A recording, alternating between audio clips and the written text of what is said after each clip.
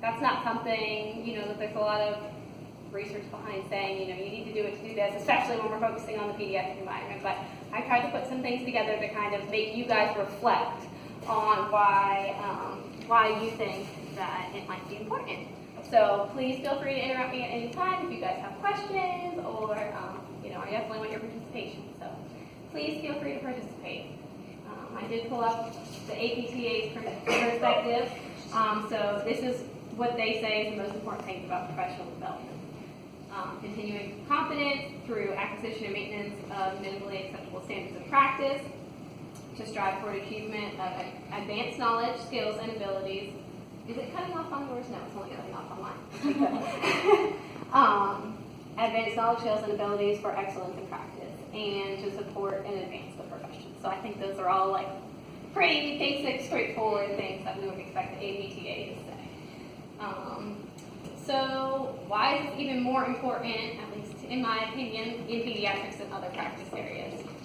Do you guys have any ideas why it might be more important in pediatrics? Just thinking about your education here at Lynchburg and background, Taylor. Well, we only take one pediatric course, and in summer we saw a lot more than what was presented to us in the course. So it's important to keep going to classes so that you can treat the wide variety of people that you see.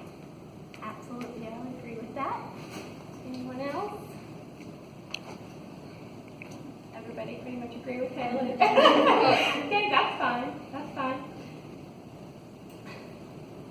So I just put a few things up here that came to my mind. What do you guys know about NDT? Have you been exposed to NDT at all? Do you know what NDT stands for? In class?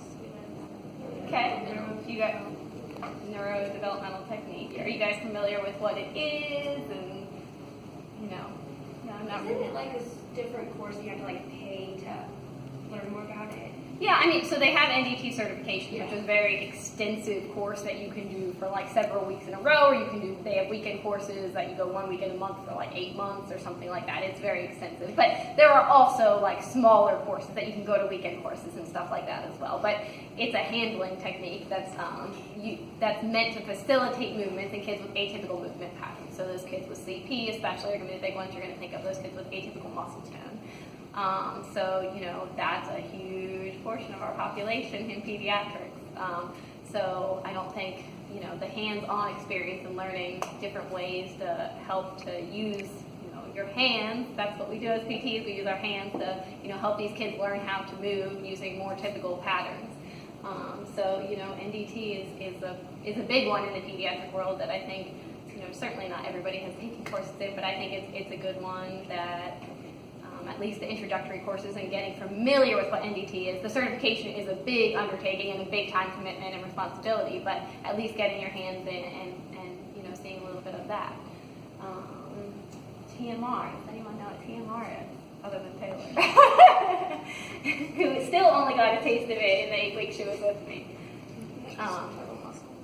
Total motion release is what it stands for. And it's, the basis behind it is really working with kids with torticollis and CP are the main patient populations that they focus on. And actually TMR was developed for adults, and the pediatric portion kind of came later, but it's actually, and I'm not going to get into details now because it would take way too long, and in 8 weeks I wasn't even successfully able to teach Taylor everything she needs to know about TMR, but it's a technique used that you're actually using their motion on their preferred side to improve the motion on the more difficult side.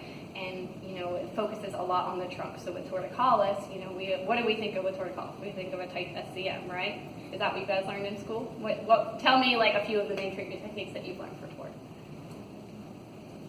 Okay, all right. So, I can tell you what you're probably going to learn. We'll go there. They're going to teach you, so the SCM runs at an angle, right? So they've got opposite rotation and side bend.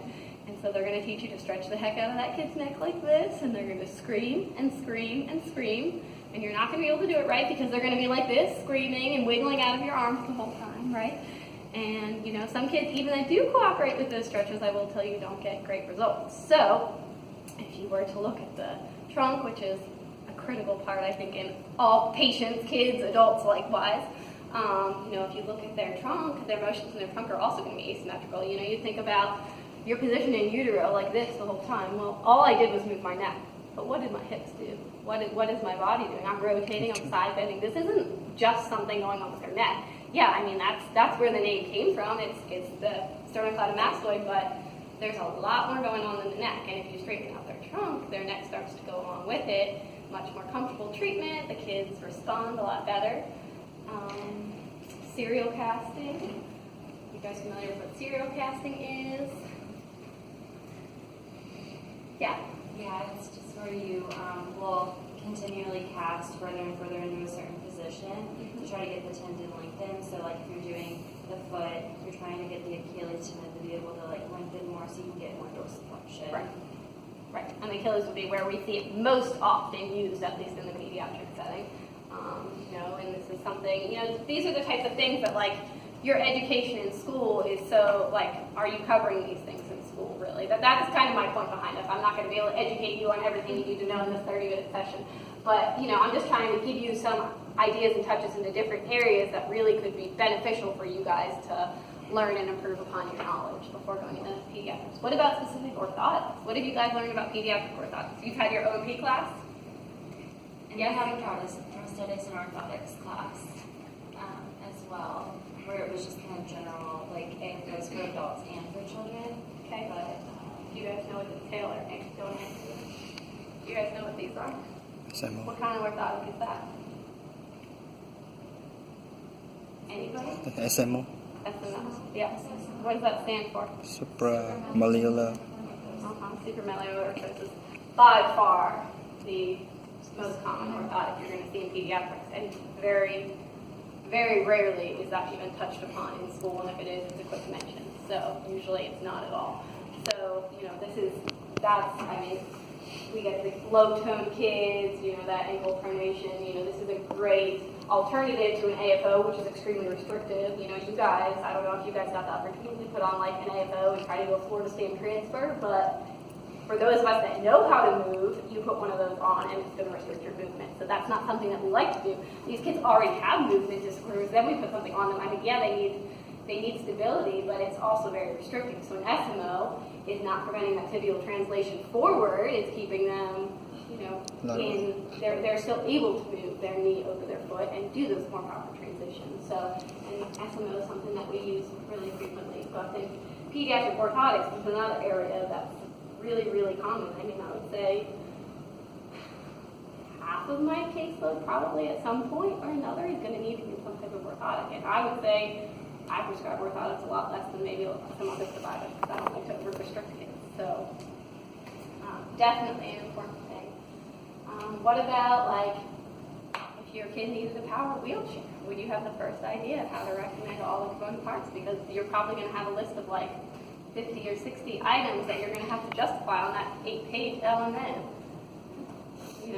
It's a lot. I mean, there's just a lot of information in pediatrics that's really, really specialized and really, really hard to get out of school. And unfortunately, I wish the programs did have more pediatrics, but I mean, it's that way everywhere. Aquatic therapy. I don't know, you guys touch on aquatic therapy much in school? A little bit, tiny bit. What about pertaining to pediatrics?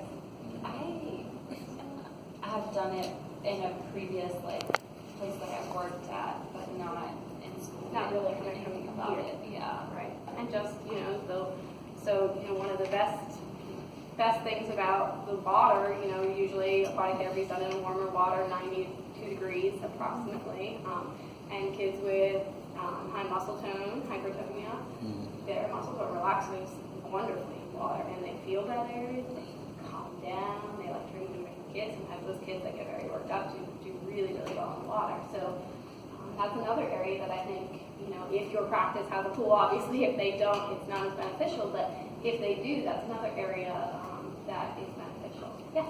Sorry to go back, but do you mind explaining to everyone what an LMN is, since I think only the 3 years know? Okay, yeah, so LMN, letter of medical necessity, that would just be, anytime you're ordering equipment for for any of your patients. Usually an equipment vendor will come in and they'll do an assessment, and then the therapist is responsible for writing an element which justifies every single component on whatever items being ordered. So, a power wheelchair would be a pretty big example, because that would be about as expensive as it gets. But most pieces of equipment, unless you're taking something like, lobster and forearm crutches or something very, simple that don't have a lot of parts. I mean, even adaptive strollers and posterior walkers, gait trainers, standing frames, all of that stuff. You have to justify everything on there, not just the piece itself. So it's something that you submit to the insurance company, and that's what they use to whether they're going to approve or deny the piece of equipment. Good.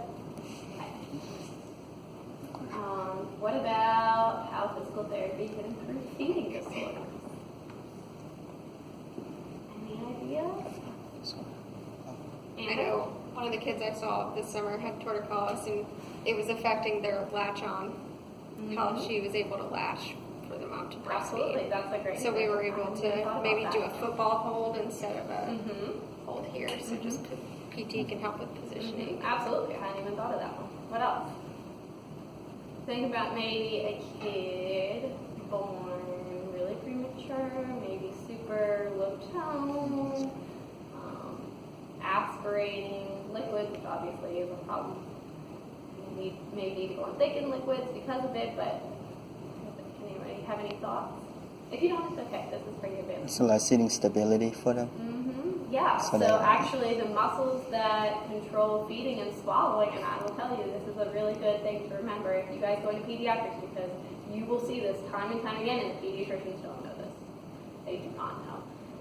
Swallowing, the muscles that help with swallowing and digestion develop at the same rate as the muscles that help postural control. The same rate. So, you have a 12-month-old, whether they were really preemie, whether they got a genetic diagnosis, whatever it is, they're functioning at a 4-month level, they can't sit. What should they be eating?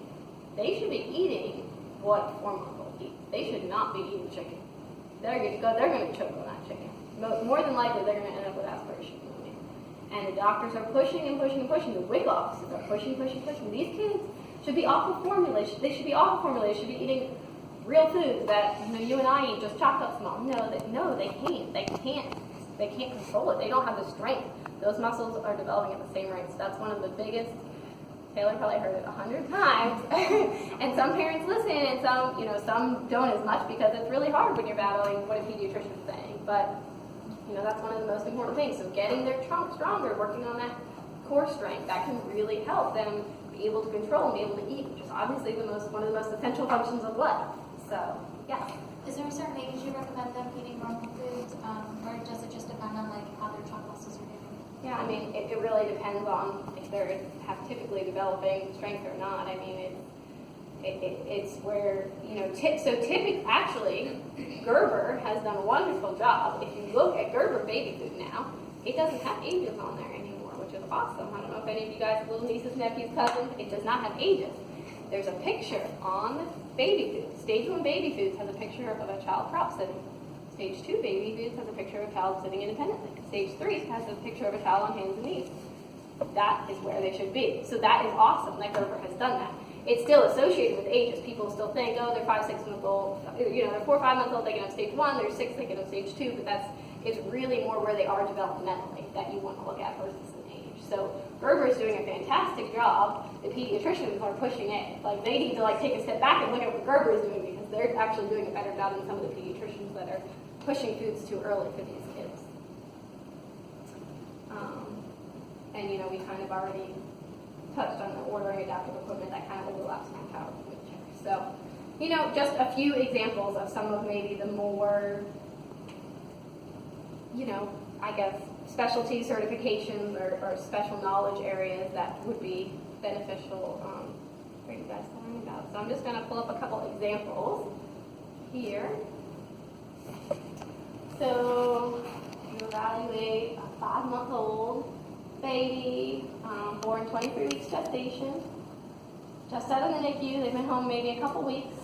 They have a G-tube, trach, and an apnea monitor. They present with mixed tone. Do you guys know what mixed tone is? What do you learn about in school? People after a stroke, they have high tone often. They'll have the rigidity, spasticity. That's all high tone, right? You guys following me there, right? Okay, low tone. You guys know what low tone is? Did you ever learn anything about mixed tone? Nope. And it's super, super common in peds. Super common. These kids have both, which is really weird to think about, right? Like they're really tight, but they're really floppy. So typically you'll see their trunk muscles have that really low tone. They have no control here, but their extremities, they have spastic extremities. So that is about as complex a patient as you're going to get from a movement pattern perspective. This will say this baby has mixed tone, and they're scoring at a 0 to 1 month level on your testing. How comfortable would you feel walking in and starting physical therapy on this child? No. Hopefully there's one person at least in this room who says they would feel comfortable starting therapy. Hopefully I've done my job a little bit. Yeah. You have to go to more schooling though, right, to work in business. This would be after they're out of the NICU. So this would be after. Yep, they're 5 months old, so they, say they had a 4-month NICU stay. Maybe now, a couple weeks, and you're going into the home to do their evaluation. There's lines all across the room. We don't know, sometimes the parents are really, really good, but sometimes they're not. Sometimes they don't know. Sometimes there's a nurse there that can help with these things, but sometimes there's not.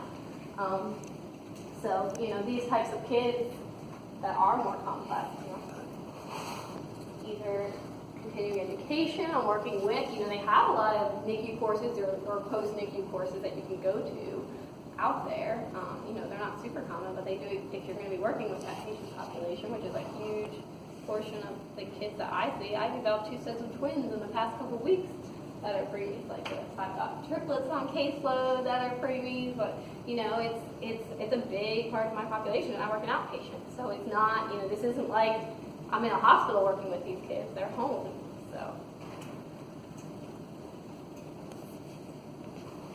what about this one? 7-month-old twins with severe tort.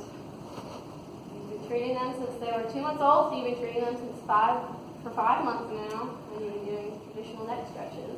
Education on positioning. Parents seem like they're doing good follow-through. They're demonstrating qualities that make you think that they've been following through with an HEQ, but the kid's not improving. And they're 7 months old. They're getting older. We all know that tort is harder to treat the older they get, or at least you will learn if you guys don't know yet. They're really easy to treat when they're 1 to 3 months, but the older they get, the harder. So what would you do if you were 7-month-old twins that aren't making any progress? This is just one of those examples where, I didn't have TMR training out of school. I used to use a traditional torticollis approach, and I found it much harder to make progress with these kids. So, this is where that TMR would come in, and I use it all the time. And, I think Taylor got to see a little glimpse of it, at least. It is effective, I think. And, I can combine it with some of the more traditional treatment approaches, too. But sometimes you really do need, everybody thinks of torticollis as being that basic PEDS diagnosis. It's the most common diagnosis. It is common, but some kids aren't very easy to treat. Some of them will resolve no problem, using the traditional stuff, but they don't all. Some of them are really tricky. I had a kid that I evaluated, he was probably 9 or 10 months old when I evaluated him for tort, and it was fairly significant, and we were treating him till he was, 1.5 years plus, at the clinic, because he didn't get referred till so late that it was so hard to treat. So, so that specialized training could really help, and I think that's the only reason we were able to make any progress with this job. What about this? Everybody got PTP. Toe walker walking in their clinic, right? Nobody wants to treat a toe walker. So, what do you think? So the child, it's microsensory. They may have started sensory. Now they've got heel cord contraction. So where would you start? What would be something you'd recommend to parents? Orthotics. What'd you say? I said orthotics. Not really. Orthotics. You could. It would have to be a specialty orthotic because that kid wouldn't be able to stay in AFO because they don't have neutral dorsal functioning. Right. So actually, I have gone to an excellent toe walking course and haven't gotten orthotisted around here yet, but what they're recommending is a specialized AFO with a wedge of the heel that has different layers. And so if you bring the ground up to the bottom of their foot, then what they're able to do is they're able to get that heel strike, right? Yes. So if they get a heel strike, every time they're taking a step, they're getting a little bit of a stretch, right? And then if you can gradually make it smaller and smaller, then we might get down at least closer to a neutral position. I mean, it's not as easy as it sounds, but certainly telling the parents to do stretches is not going to be effective. I'm sorry. It's not. And it's much better than something like serial casting where they wouldn't be able to walk. I mean, if you're working with an ambulatory child that's used to being able to go wherever. And sometimes it is necessary to do serial casting, but if it can be avoided, I'm with you there. I mean, keeping a child mobile is important. Yeah. So, some of those types of things are really beneficial, and I think toe walking is one of those patient populations that are really, really tricky to treat. So that is, there's an excellent course, and I think I have the website on here on the last page for you guys, that, I think they do a good job for giving you some of those ideas and ways to start to manage patients that toe walk, because I think a lot of these kids are just treated but not well. I mean, so what do you guys think of, like, every time a child walks on their toes, telling them to walk with their feet flat? What do you guys think about that? What would you guys think if someone told you how to take a step how many steps do you guys take a day? You guys, 10,000? I mean, every time you take a step, do you think about every step throughout the day? Do you think about how you're walking every step throughout the day? How, draining would that be if someone all day is harping on you to keep your feet flat? And they're kids, too. They're not even adults who can process why they should be doing something, right? So that's not going to be effective. It's just not. And it's going to, annoy everybody. The parents are going to be annoyed from saying it. The kids are going to be annoyed from hearing it. And it's not going to work. I mean, I've never seen it work. Maybe there are a couple kids that would work in. If they've got good range and it's a new thing that they just started doing, maybe then. But, a child that's been toe walking for years or even months, I think that's going to be pretty hard for it to be effective. This is just another example about 5-year-old with autism spectrum disorder. The child qualifies for therapy because they're scoring low, they fall all the time, they're tripping over their feet, their movements are poorly coordinated, they're in-toeing, but they don't listen to anything you tell them to do. When they get mad at you, they're throwing things at you, hitting you, kicking you, whatever. I mean, what about some strategies to be able to work with children with sensory processing disorder, with behaviors? That would be really helpful in the pediatric environment. Again, this is stuff you're not going to learn in school. So it's all stuff that some of it you're going to learn on the job. And if you've got, great coworkers, great mentors in your, in your field, in your clinic that you're working at, wherever, that can be really helpful. But sometimes it's really great to hear it straight from, the source too, and knowing somebody.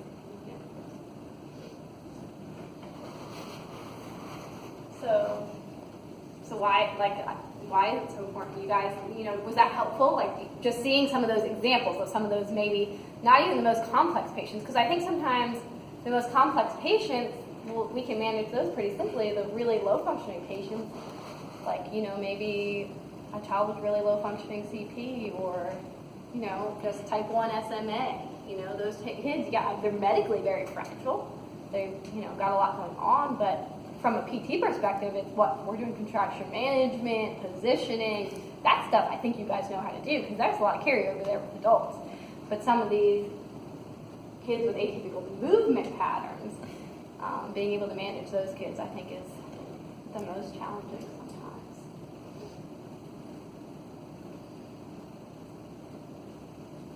This is just, a few of the reasons that I think it's so important. These kids and their families, they're dependent on you giving them the best care. You're who they're going to. They go to their pediatrician for shots. They'll ask their pediatrician, but the pediatrician is not movement specialist by any means. That is not their area of specialty. I'm just trying to teach the pediatricians in my area to be able to screen for torticollis and to recognize a child with torticollis so they refer. That's where I'm at. So, they're not going to be able to be giving these parents great resources. I mean, often I'm the one making the recommendation that they send this child for a developmental pediatrician appointment, or maybe they need to, maybe the child looks like they have something genetic going on, or, they need something neuro going on. You're seeing some atypicalness and stuff like that in their feet. All kinds of other red flags. So you guys are the specialists in movement, and you're their resource. So they need you to know everything that you can know to best help their child. It's going to keep these kids independent, improve their quality of life, be able to play and try to be as much like a typical kid as they can. Eliminate pain, decreasing deformities. It may not hurt kids to walk on their toes when they're first starting. They may be a sensory toe walker. They may have started because, they wanted more sensory input through their foot. They like to be on their toes. They like to bounce like that. So that's how they started, but they did it all the time. They ended up with contractures. So, then as they get older, you're going to see foot deformities associated with that. Despite what one of our families told us, most people don't just grow out of toe walking.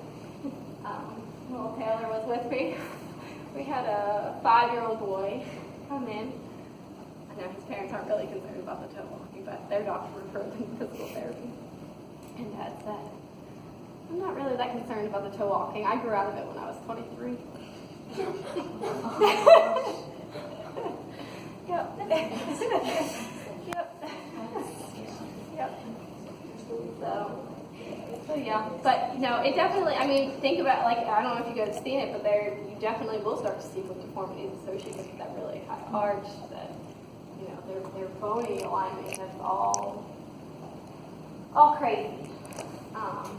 And education. They need you to help them learn how to manage their children with disabilities, how to be able to do things with them. These kids shouldn't be confined to a wheelchair and stuck in one space all the time just because they've got something different going on. These kids can go do things. They do.